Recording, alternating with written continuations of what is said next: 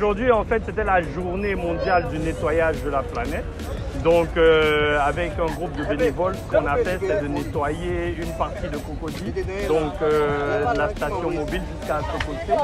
C'est un mouvement citoyen où tout le monde est venu de manière volontaire.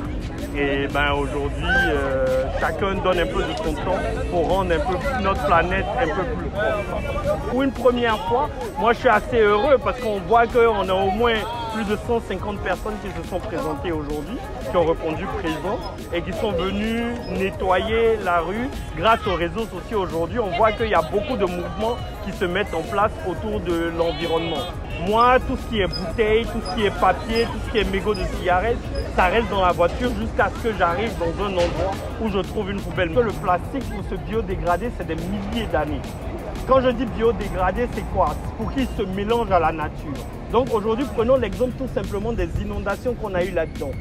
Je me rappelle, je passais au niveau du golfe, on avait des milliers de bouteilles qui étaient à côté du, comment dire ça, à côté du caniveau, que les gens avaient jeté dans le caniveau. Finalement, qu'est-ce qui se passe? On a des inondations, on a des personnes qui meurent parce que le plastique va obstruer tout ce qui est canalisation. Donc il faudrait vraiment qu'on fasse attention à ça parce que ça peut nous créer des dégâts qu'on ne voit pas venir aujourd'hui, mais qui peuvent venir quand il y a des catastrophes.